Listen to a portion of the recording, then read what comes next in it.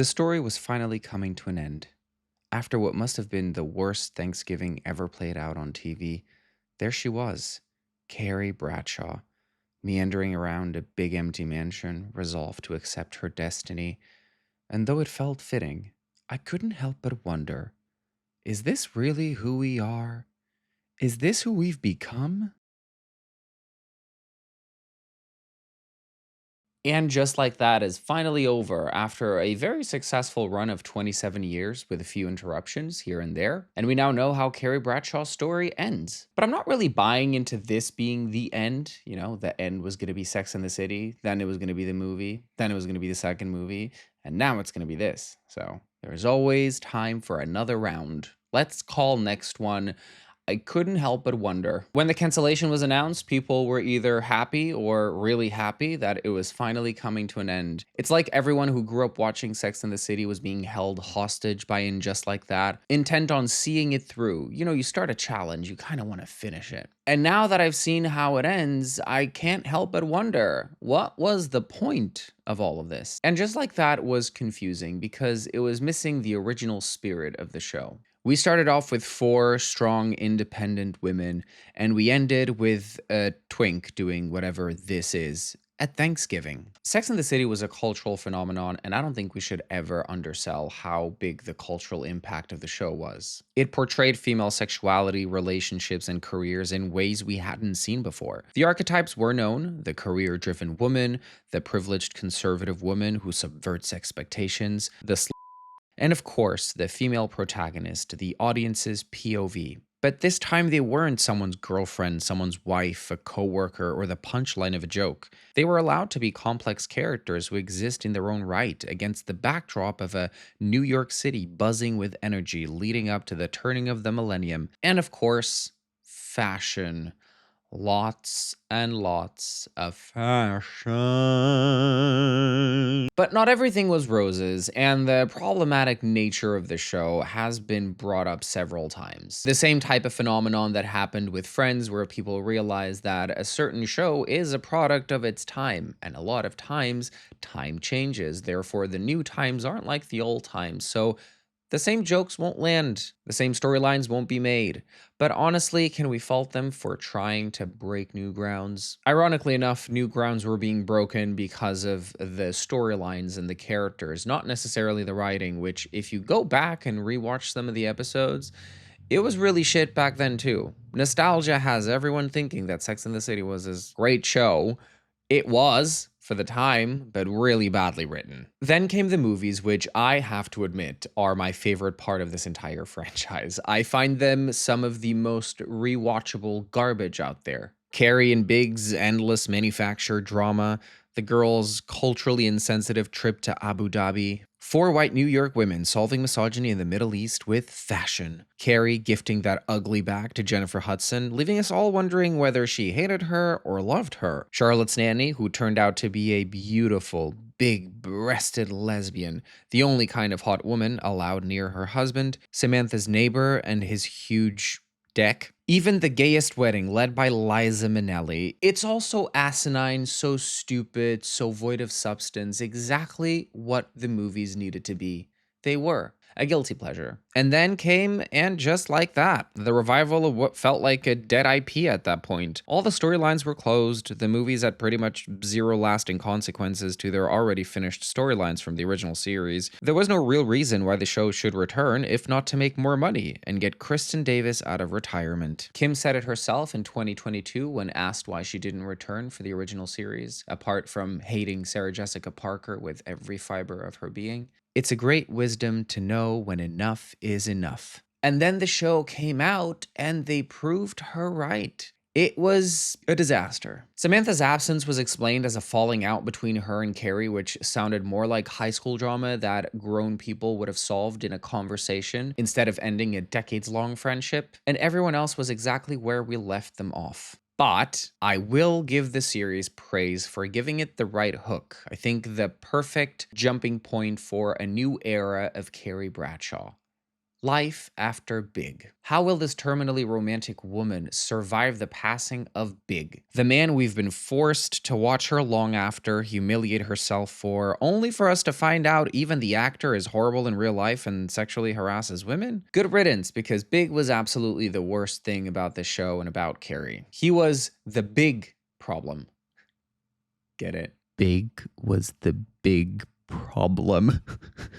And by killing them off, they allowed Carrie to become a new and improved version of herself, much more mature than I ever expected to see her on screen. No, seriously, by season 3, she's like a whole new person. It's like she went to a Buddha camp and came back the most peaceful person on earth. No conflicts, no drama, no worries. Love Carrie in season 3. She stopped humiliating herself for men and took ownership of her life, with a few hiccups along the way, of course. She grieved big in season 1, learned to dream of love again in season 2, and then the only fitting ending to the most love-starved character of this entire series. A life on her own. Because being on your own doesn't mean that you're alone. One of the few good instances of good writing in this series, and we will get to the writing. But back to the positives, Miranda also got the story that she finally deserved, to live as an out and proud lesbian. Did it feel weird seeing her discover her sexuality this late in life?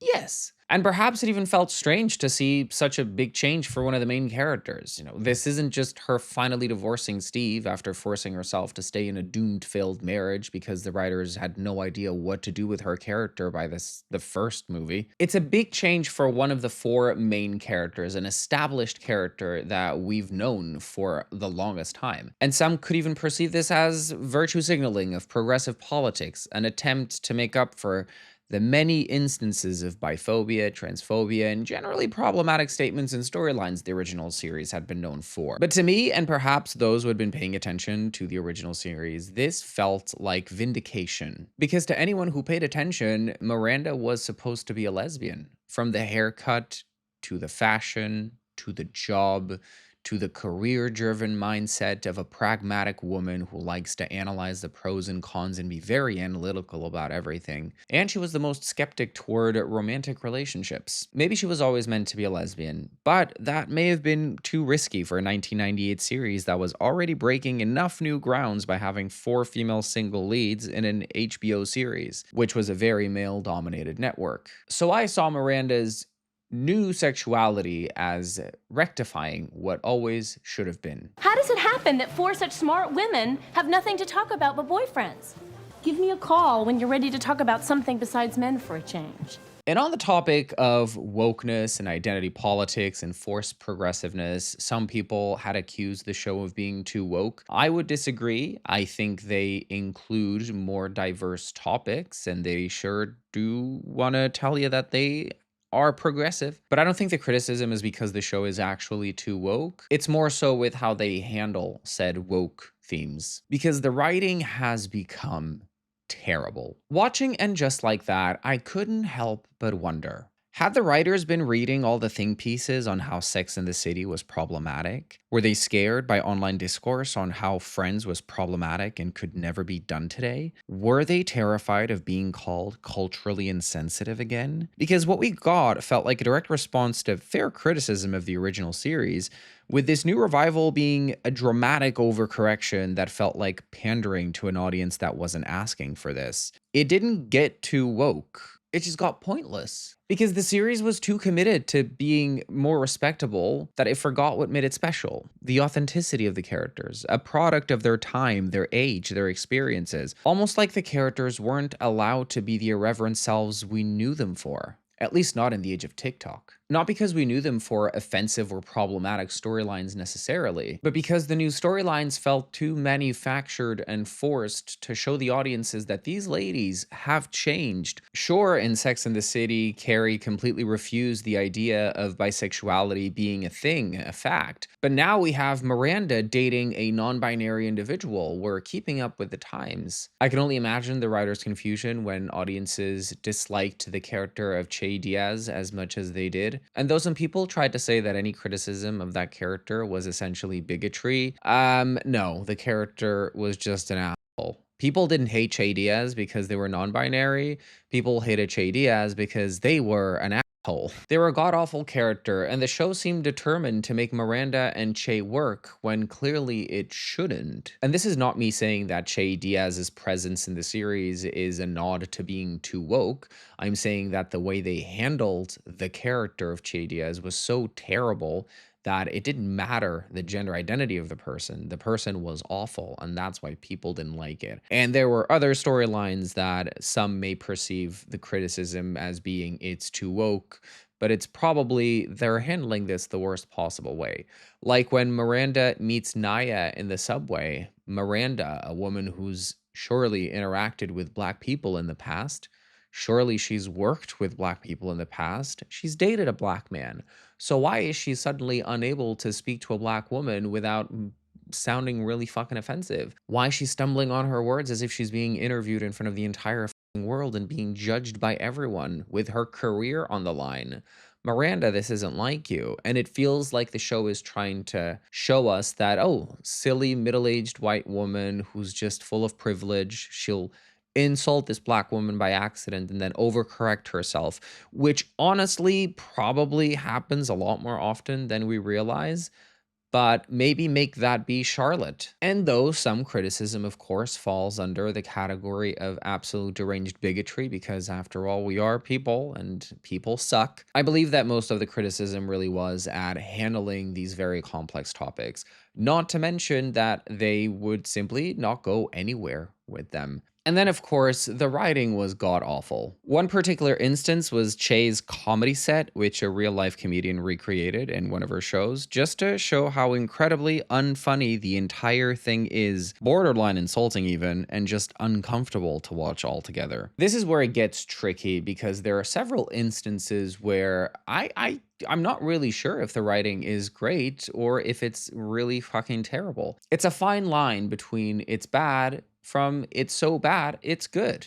Like, for example, season 3, episode 1 gave us two beautiful story arcs that still confuse me. Charlotte's entire story in episode 1. Remember Charlotte, conservative romantic who once debated whether to try anal or not? Well, now her dog is being canceled by the dog owning community because some lady accused Charlotte's dog of attacking her dog in an instance when Charlotte wasn't present. Charlotte must wrestle with false allegations being brought against her dog, who she swears is not violent or reactive. And the cancellation comes into full effect, like she tries to take her dog to a groomer and no, he can't get in because word in the street is that your dog is crazy. Only to find out the real culprit is some other dog that runs around off leash. Is this where we're at? Dog bigotry?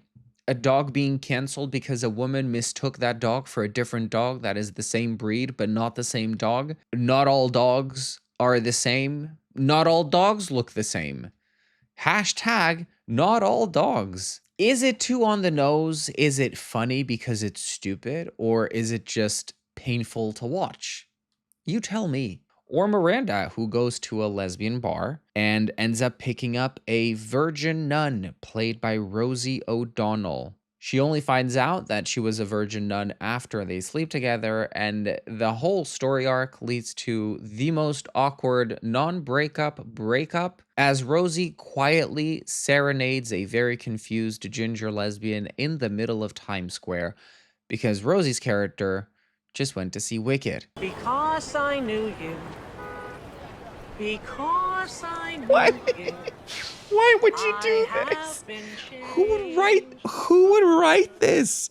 Who was on acid when this was written? You know what? This scene was pretty fucking stupendous. In fact, a rare return to form. And perhaps it's this level of ridiculousness that keeps people coming back for more, despite knowing that what we get isn't good. Because as funny and silly as these storylines are, the rest is so aimless. None of the characters have a good enough reason to be on our screens. Charlotte remains a straight out of a Disney Channel movie overacting teenager, except she's not a teenager and probably not a good enough reason to get someone out of retirement, it turns out. Miranda eventually meets and dates the perfect woman for her, a Brit. And the added characters that we got following Samantha's departure were given very little to do for the most amount of time. The only redeeming character has to be Seema, the stand-in for Samantha. an equally sexually liberated woman with a slight difference. She's also a romantic at heart, like our very own Carrie Bradshaw. She's the perfect mix of Carrie and Samantha energy. And honestly, it genuinely really worked well. But really, the only story that needed a definitive conclusion coming out of season 2 was Carrie and Aiden's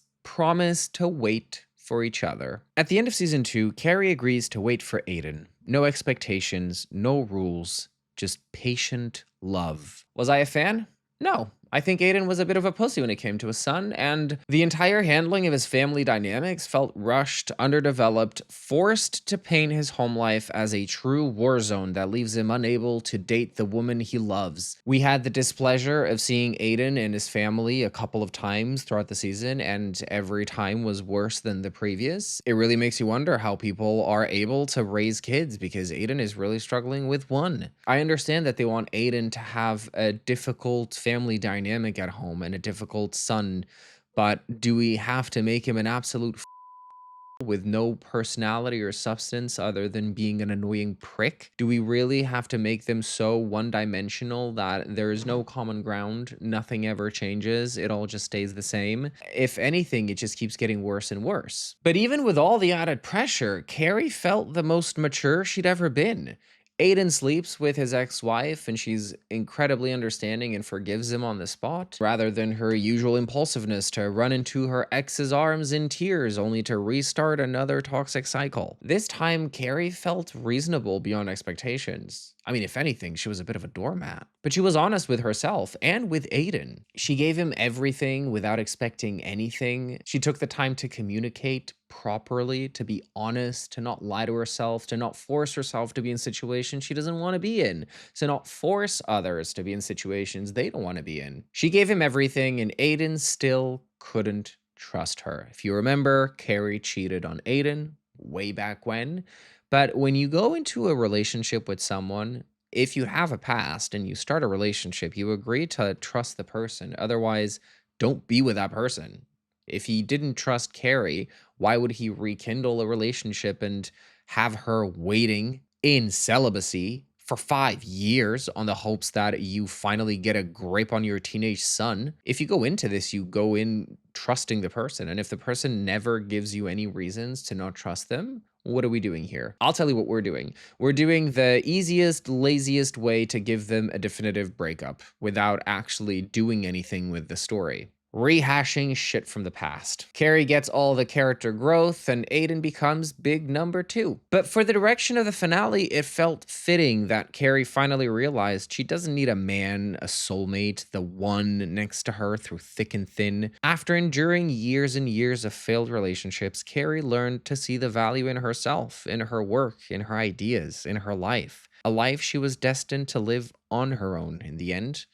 The perfect ending for Carrie. And now let's talk about that last episode, because the writing at that point is beyond salvation. We can only assume the series cancellation was sudden and unplanned, because whatever they did in episode 12, never do that again. First, it didn't feel like a proper send-off to these characters that we've gotten to know over the past 27 years. We don't get the typical luncheon out as they discuss their latest traumas and adventures in their personal lives. Instead, we get a bridal fashion show with Carrie having a full-on conversation the entire time, when the Carrie we know would never. Then we get a weird generational standoff between our main characters and 3 like Gen Z kids or Gen Alpha. Y'all, it was terrible. The ever accommodating Carrie, no, seriously, it's like she's a whole new person with the patience of many, finds herself the target of unwanted advances from Charlotte's weird friend. And then we have these 3 young characters. I don't know what geriatric person created these people, but they are so awful and badly written. Especially this twink who seemingly only exists to be an asshole and antagonize everyone around him. At one point, while everyone is sat down on Thanksgiving Day, he's duck walking around the sofa like an idiot while her friend repeats yas, girl, yas, girl, yas, girl. I wish I was joking. Yes, girl. Yes, girl. Yes. I'm blinded by the sun and by the power of this scene. What am I supposed to get out of this, huh? Tell me!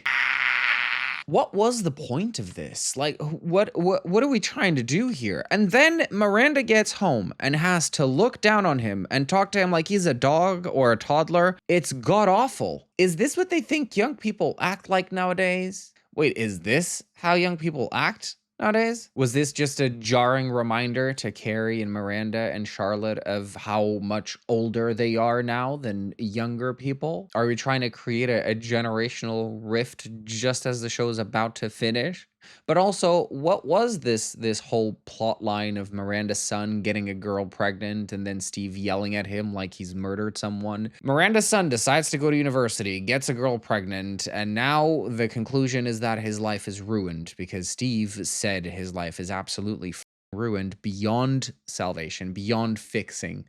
It's like he should just kill himself now because his future is completely ruined. That's the main takeaway of this entire side story. That the mother of his baby is an asshole. Like an absolute asshole. I want to know who is doing acid on that writer's room, and I would like to partake. Thank you. In the same episode, Charlotte and Harry finally sleep together. Harry at this point had undergone surgery to remove a tumor. He had a 98% curable prostate cancer, and then he couldn't get hard.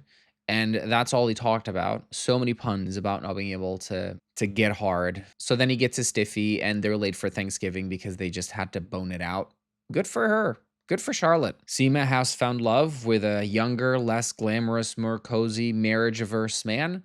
Lisa and Herbert did nothing all season. He lost an election. She spent the whole time editing a documentary. Then she developed a crush on her editor, and that's it. It's like saying goodbye to those people at the party that you didn't really talk to. You knew they were there. They were in the room, but you never really had a conversation. And then at the end of the night, you just say goodbye to everyone because you're polite. And you look at them and you think, wow, I had no idea you guys were here, but good to see you. Forgettable. Anthony and his younger, well-hung Italian boyfriend get engaged, and then he has second thoughts, and then we don't see the resolution of those second thoughts. We don't see them have a conversation. We just see them at the end, and they seem happy with each other. So another couple that dragged and didn't really add anything to the story. Not even Patti LuPone's antics could have saved this. And Carrie finally realizes she's not alone. She's just on her own.